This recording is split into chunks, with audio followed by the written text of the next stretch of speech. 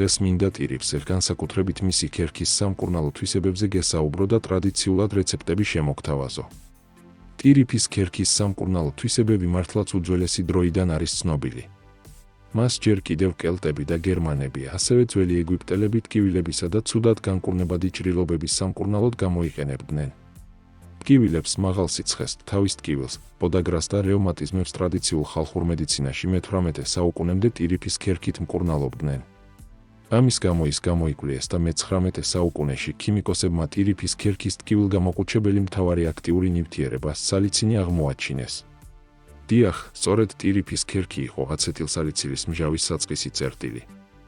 სალიცილმჟავას სინთეზური წარმოებისა და ასპირინის გამოგონების შემდეგ ტირიფის ქერქის ზემოქმედების შესახებ ცოდნა ადამიანების უმეტესობაში დავიწყებას მიეცა. ის ასპირინით ჩაანაცვლეს. ეს ძალიან სამწუხაროა, რადგან ამ სამკურნალო მცენარეს ასპირინისა და იბუპროფენის მსგავს ტკივილგამოყუჩებელაბებს შედარებით დიდი უპირატესობები აქვს. მარტო ის რა ღირს, რომ მას, თუ თქვენ უკვე სისხლის სხვა გამათხელებლებს არ ღებულობთ, უარყოფითი მოქმედება უბრალოდ არ გააჩნია. რამდენი სალიცილმჟავა აქვს ტირიფის ქერქს? ყველა ტირიფის სახეობა არ შეიცავს დიდი რაოდენობით სალიცილატებს. სამკურნალო ქერქი მაგალითად ვერცხლისფერი ან თეთრი ტირიფის, წნორის, ლათინურად სალიქს ალბასგან მიიღება. ეს ხე ალბათ ყველასთვის ისედაც ცნობილია, მაღალი და ლამაზი, 8-25 მეტრამდეც კი იზრდება და ვერცხლისფერი ბუსუსებიანი ფოთლები აქვს. ამ სახეობის ტირიფის ქერქი 2-10%-მდე სალიცილატებს შეიცავს. ისეთი ნივთიერებები, როგორიცაა ლუტეოლინი, კატექინი და პოპულინი, სალიცილატებთან ერთად ტირიფის ქერქის სამკურნალო ზემოქმედებას განაპირობებენ. მას სამი ძირითადი სამკურნალო ეფექტი აქვს: ის ტკივილგამოყუჩებელი, ანთებისაწინააღმდეგო და სიცხის დამწევია. ეს ზემოქმედება კლინიკური კვლევებითაა დადასტურებული. დადასტურდა, რომ ტირიფის ქერქის ექსტრაქტებს შეუძლიათ ზურგის, სახსრების ტკივილი, რევმატიზმი და ართროზი შეამსუბუქონ.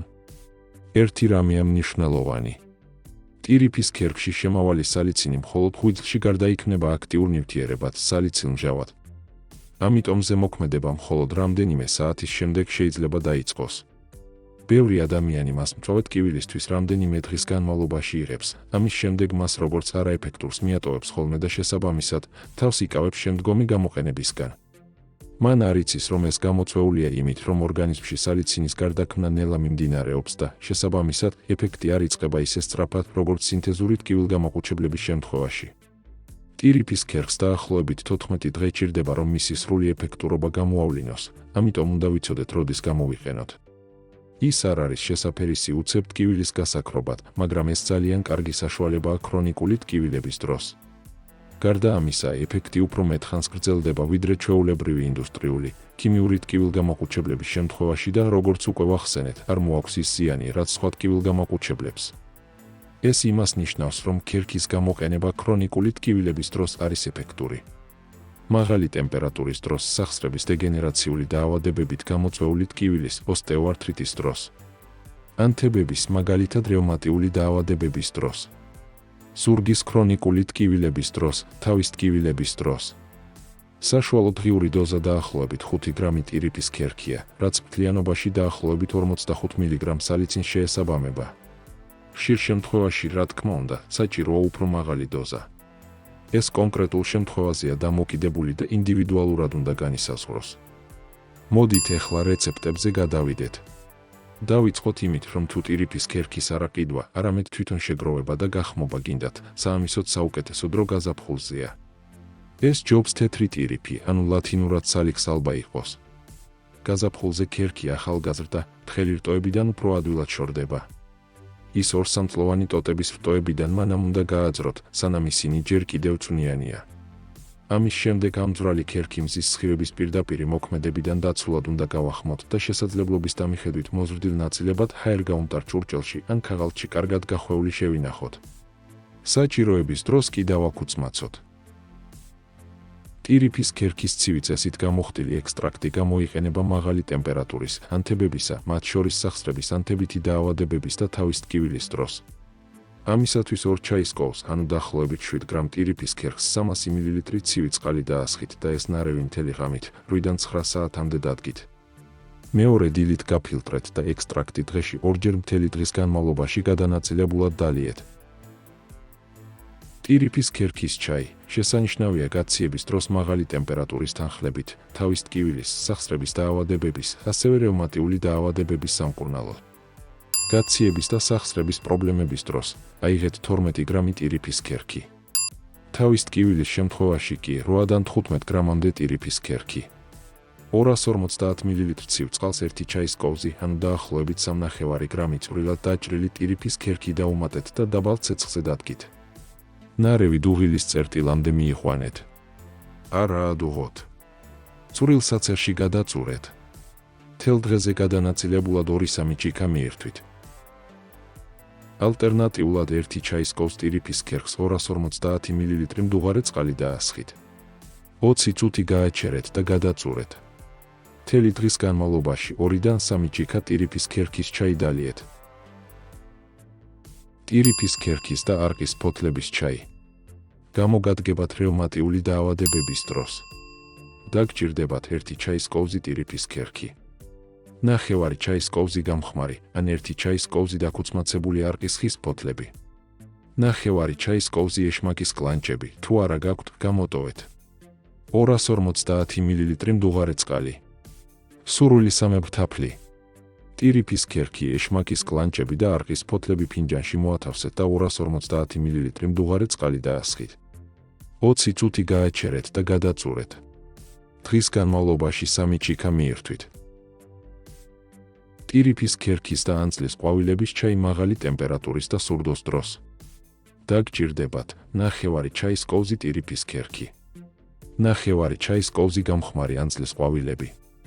ნახევარი ჩაის კოვზი ცაცხვის ყვავილები. 250 მლ მდუღარე წყალი. მცენარეები ერთად ფინჯანში ჩაყარეთ და მდუღარე წყალი დაასხით. 20 წუთის შემდეგ გადაწურეთ. დღეში 3 ფინჯანი მიირთვით. ტირიფის ქერქის ნაყენი შინაგანი და გარეგანი გამოყენებისთვის. ტირიფის ქერქი კარგია კანისა და თმისთვისაც. სალიცინი ზუსტად იმ გენებს ააქტიურებს, რომლებიც კანის ახალგაზრდულ გარეგნობასთან არის დაკავშირებული და თრგუნავს იმ გენებს, რომლებიც კანის დაბერებას იწვევს. სალიცინი დადებითად მოქმედებს კანის სტრუქტურაზე, დატენიანებასა და პიგმენტაციაზე. გარეგანი გამოყენებისას სალიცინს კერატოლიზური, ანუ გარქოვანებული ქსოვილის გამხსნელი ან ამქერცლავი ეფექტი აქვს, ამიტომ ის რქოვანი ფენიდან მკვდარი უჯრედების ამოღებას და რქოვანი ქსოვილის დაშლას უწყობს ხელს. ტირიფის ქერქის ეს თვისება კანის სხვადასხვა პრობლემის მქონე ადამიანებმა შეიძლება გამოიყენონ. მაგალითად კოჟრების, ეგრეთ წოდებული მაზოლების მოსარჩენად. სალიცინი ასევე აფერხებს ცხიმის გამომუშავებას და ეწინააღმდეგება კანის ანთებას, ამიტომ დადებითად მოქმედებს იმ მექანიზმებზე, რომლებიც იწვევს მუწუკებისა და აკნეს წარმოქმნას, გაზრდილი ცხიმის წარმოებას და თმის ფოლიკულების ანთებას. დაგჭირდებათ გამხმარი და დაქუცმაცებული ტირიფის ქერქი იმ რაოდენობით, რომ თქვენს მიერ არჩეული ქილა მისი მესამედიდან ნახევრამდე ქერქის ნაჭრებით გაავსოთ. დაახლოებით 60%-იანი ალკოჰოლი. ტირიფის ქერქი ხრახნიან ქილაში მოათავსეთ და ქილა ალკოჰოლით ბოლომდე გაავსეთ. ნარევი კარგად დალუქული 3 კვირის განმავლობაში ბნელ ადგილას ოთახის ტემპერატურაზე დატოვეთ. ქილა ყოველდღეში ანჯრიეთ, რომ აქტიური ინგრედიენტები უკეთესად დაიშალოს. ტირიფის ქერქის ნაყენი ყავის ფილტრის ან მარლის საშუალებით გაფილტრეთ და მუქ შუშებში გადაასხით. ფლაკონების შიგთავსის და თარიღის მითითებით ეტიკეტი დააწებეთ და ბნელ ადგილას შეინახეთ. ის მრავალი წლის განმავლობაში ინახება. ეხლა კი როგორ გამოიყენო ეს ნაყენი? ტირიფის ქერქის ნაყენი დღეში რამდენჯერმე უნდა წაისვათ. თუ ის მაგალითად სახსრების ჩივილების დროს შესაძლებლად ან საფენად გჭირდებათ, გამოყენებამდე ოდნავ წყალში უნდა გააზავოთ. თუ კანის დაზარალებული ადგილი მაგალითად კოჟრის მოსაშორებლად მხოლოდ ბამბით გინდათ, მსუბუქად დაამუშავოთ, სუფთა ნაყენის გამოყენება შეიძლება. ასეთ დროს თუ ძალიან მგრძნობიარე კანი გაქვთ, კოჟრის მიმდებარე კანზე ცხიმიანი კრემი ან მალა მოწაისვით. თუ ეს ნაყენი თმის ან კანის მოსავლელად გინდა გამოიყენოთ, მისი რამდენიმე წვეთი შესაბამისად კრემებში ან თმის მოვლის საშუალებებში ჩაამატეთ. გარდა ამისა, ტირიფის ქერქის ნაყენი ასევე შეიძლება მიიღოთ შინაგანად, პირდაპირ ან ცოტა წყლით გაზავებული. ტკივილის გასახუჩებლად რეკომენდებულია 20-30 წვეთი დღეში 3-ჯერ. ტირიფის ფოთლების ჩაი. ტირიფის ფოთლებს სალიცილატების შემცველობის გამო ისევე როგორც ტირიფის ქერქს, ტკივილგამაყუჩებელი, სიცხის დამწევი და ანთების საწინააღმდეგო მოქმედება აქვს. შესანახად ფოთლები ყვავილობის დაწყებამდე შეაგროვეთ და გააშრეთ. შეგიძლიათ ფოთლები შეკრათ და თბილ, მშრალ ადგილას ჩამოკიდოთ. გამხმარი ფოთლები ჰერმეტულ კონტეინერში შეინახეთ. ჩაის მომზადება: 1 სუფრის კოვს ტირიფის გამხმარ ფოთლებს 200 მl მდუღარე წყალი დაასხით. 15 წუთი გააჩერეთ და გადაწურეთ. დღეში მაქსიმუმ 2 ჭიქა ჩაი მიირთვით. ერთ კვირაზე მეტ ხანს ნუ მიიღებთ, რომ კუჭი არ გაგიღიზიანოთ. გაფრთხილება: ტირიფის ქერხს და ფოთლებს შეუძლია სისხლის შედედება შეაფერხოს, ამიტომ არ უნდა მიიღონ ადამიანებმა, რომლებიც სისხლის გამათხელებელ მედიკამენტებს იღებენ. ასევე ორსულებმა და დედებმა ლაქტაციის პერიოდში ამ საშუალების მიღებისგან თავი უნდა შეიკავონ. 12 წლამდე ასაკის ბავშვებს ტირიფის ქერხს ნუ მისცემთ.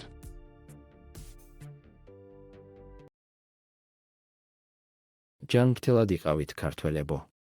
გემშვიდობებით მომავალ საინტერესო ვიდეომდე. კარგად ბრძანდებოდეთ.